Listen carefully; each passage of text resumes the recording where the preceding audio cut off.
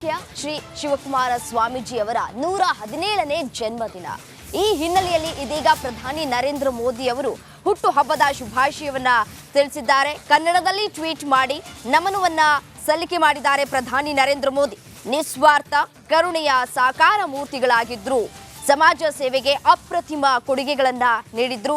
ಶಿಕ್ಷಣ, ಸಾಮಾಜಿಕ ಕೆಲಸ ಲಕ್ಷಾಂತರ ಜನರಿಗೆ ತಲುಪಿದೆ ಅನ್ನೋದರ ಮೂಲಕ ಶ್ರೀಗಳಿಗೆ 117ನೇ ಜಯಂತ್ಯೋತ್ಸವವನ್ನ ಸಲ್ಲಿಕೆ ಮಾಡಿದ್ದಾರೆ ಪ್ರಧಾನಿ ನರೇಂದ್ರ ಮೋದಿ. ಇನ್ನು ಗದ್ದಿಗೆಗೆ ವಿಶೇಷ ಪೂಜೆಯನ್ನ ಕೂಡ ಒಂದ್ ಕಡೆ ಸಲ್ಲಿಕೆ ಮಾಡಲಾಗ್ತಾ ಇದೆ. ವಿಶೇಷ ಪೂಜೆಗಳನ್ನ ಕೂಡ ಮಾಡಿಸಲಾಗ್ತಾ ಇರುವಂಥದ್ದು. ಈ ಹಿನ್ನೆಲೆಯಲ್ಲಿ ಅವರನ್ನ ಕನ್ನಡದಲ್ಲೇ ಟ್ವೀಟ್ ಮಾಡೋದ್ರ ಮೂಲಕ ಅವರ ಜಯಂತ್ಯೋತ್ಸವವನ್ನ ಆಚರಣೆ ಮಾಡಿದ್ದಾರೆ ಪ್ರಧಾನಿ ನರೇಂದ್ರ ಮೋದಿ ಅವರು ಕೂಡ. ಇನ್ನು ಶ್ರೀಗಳ ಗದ್ದಿಗೆಗೆ ಅಭಿಷೇಕವನ್ನ ಕೂಡ ಮಾಡಲಾಗಿದೆ. ಒಂದ್ ಕಡೆ ವಿಶೇಷ ಅಲಂಕಾರವನ್ನ ಮಾಡಿ ಪೂಜೆಯನ್ನ ಸಲ್ಲಿಕೆ ಮಾಡಲಾಗಿದೆ.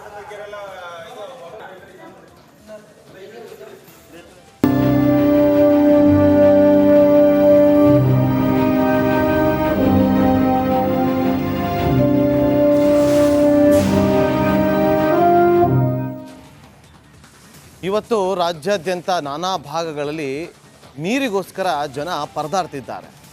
ಕೆಲವೊಂದು ಕಡೆ ನೀರಿದೆ, ಆದರೆ ಕುಡಿಯೋದಕ್ಕೆ ನೀರು ಸಿಗ್ತಾ ಇಲ್ಲ. ಕೆಲವೊಂದು ಕಡೆ ನೀರಿದ್ರೂ ಕೂಡ ಅಧಿಕಾರಿಗಳು ನೀರನ್ನು ಬಿಡ್ತಾ ಇಲ್ಲ. ಮತ್ತೊಂದಷ್ಟು ಕಡೆ ಸಿಕ್ಕಂಥ ನೀರನ್ನೇ, ಕಲುಷಿತ ನೀರನ್ನೇ ಕುಡಿಯುವಂಥ ಸಂದರ್ಭ ಬಂದೊದಗಿದೆ.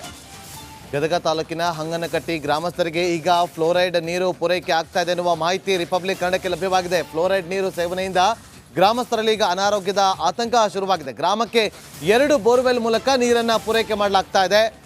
ಫ್ಲೋರೈಡ್ ಆಗಿರುವಂಥ ಕಲುಷಿತವಾದಂಥ ತುಂಗಭದ್ರಾ, ಮತ್ತೊಂದು ಕಡೆ ಜನರಿಗೆ ಫ್ಲೋರೈಡ್ ನೀರು ಪೂರೈಕೆ ಆಗ್ತಾ ಇದೆ. ನೋಡಿ, 2 ಟ್ಯಾಂಕನ್ನು ನೀರನ್ನು ಜನರಿಗೆ ಬಿಡಲಾಗ್ತಾ ಇದೆ. ಇದಕ್ಕೆ ಸಂಬಂಧಪಟ್ಟಂತೆ PDO ಕೂಡ ಮಾತಾಡಿದ್ದಾರೆ.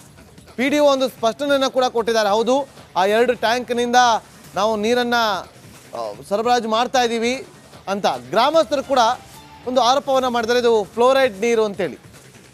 ಇದಕ್ಕೆ ಸಂಬಂಧಪಟ್ಟಂತೆ ನಮ್ಮ ಪ್ರತಿನಿಧಿ ಒಂದು ಪ್ರತ್ಯಕ್ಷ ವರದಿಯನ್ನು ಕೊಟ್ಟಿದ್ದಾರೆ, ನೋಡ್ಕೊಂಬನ್ನಿ.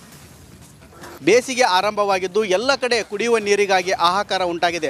ಆದರೆ ಈ ಒಂದು ಗ್ರಾಮದಲ್ಲಿ ನೀರಿನ ಸಮಸ್ಯೆ ಇಲ್ಲ. ಆದರೆ ಗ್ರಾಮಸ್ಥರು ಮಾತ್ರ ಫ್ಲೋರೈಡ್ ಯುಕ್ತ ನೀರನ್ನೇ ಕುಡಿತಾ ಇದ್ದಾರೆ. ನಾವಿವಾಗ ಗದಗ ತಾಲೂಕಿನ ಹಂಗದಕಟ್ಟಿ ಗ್ರಾಮದಲ್ಲಿದ್ದೇವೆ. ಇಲ್ಲಿ ನೋಡ್ತಾ ಇರ್ಬೋದು, ಸಾಕಷ್ಟು ಏನು ನಳಗಳಿದ್ದಾವೆ. ಈ ನಳ್ಳಿ ಮುಖಾಂತರ ಒಂದು JJM ಇದೆ, ಒಂದು ಗ್ರಾಮ ಪಂಚಾಯಿತಿ ಮುಖಾಂತರ ನೀರು ಸರಬರಾಜು ಮಾಡುವಂಥ ನಳಗಳಿದ್ದಾವೆ.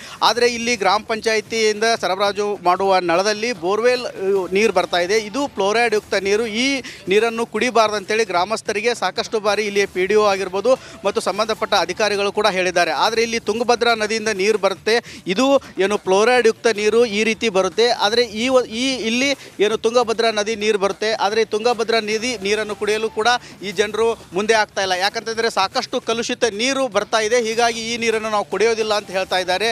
ಯಾಕಂತಂದರೆ ಇಲ್ಲಿ ನೀರನ್ನು ಸ್ವಚ್ಛ ಮಾಡಿ ಬಿಡಬೇಕಾಗತ್ತೆ. ಆ ಕೆಲಸವನ್ನು ಕೂಡ ಇಲ್ಲಿಯ ಸಿಬ್ಬಂದಿಗಳು ಮಾಡ್ತಾ ಇಲ್ಲ. ಹೀಗಾಗಿ ಗ್ರಾಮಸ್ಥರು ನಮಗೆ ತುಂಗಭದ್ರಾ ನದಿ ನೀರು ಕಲುಷಿತವಾಗಿ ಬರ್ತಾ ಇದೆ, ಹೀಗಾಗಿ ಆ ನೀರು ಕುಡಿತಾ ಇಲ್ಲ. ನಾವು ಕಳೆದ 15ರಿಂದ 20 ವರ್ಷಗಳಿಂದ ಇದೇ ನೀರು ಕುಡಿತಾ ಇದ್ದೇವೆ, ಈಗೂ ಕೂಡ ಈ ನೀರು ಕುಡಿತಾ ಇದೆ ಅಂತೇಳಿ. ಈ ಬಗ್ಗೆ ಏನು ಸಂಬಂಧಪಟ್ಟ ಅಧಿಕಾರಿಗಳು ಕೂಡ ಗ್ರಾಮಸ್ಥರಿಗೆ ಜಾಗೃತಿ ಮೂಡಿಸಬೇಕಾಗತ್ತೆ. ಯಾಕಂತಂದರೆ ಫ್ಲೋರೈಡ್ ಯುಕ್ತ ನೀರು ಕುಡಿದ್ರೆ ಸಾಕಷ್ಟು ಆರೋಗ್ಯದಲ್ಲಿ ನಾನಾ ಕಾಯಿಲೆಗಳಿಗೆ ತುತ್ತಾಗುವಂಥ ಲಕ್ಷಣಗಳಿರ್ತವೆ. ತುಂಗಭದ್ರಾ ನದಿ ನೀರು ಕುಡಿಯಲು ಯೋಗ್ಯ ಇದೆ, ಆದರೆ ಅದು ಕಲುಷಿತ ನೀರಾಗಿ ಬರ್ತಾ ಇರೋದರಿಂದ ಆ ನೀರನ್ನು ಕುಡಿಯಲು ಈ ಗ್ರಾಮಸ್ಥರು ಹಿಂದೇಟು ಹಾಕ್ತಾ ಇದ್ದಾರೆ.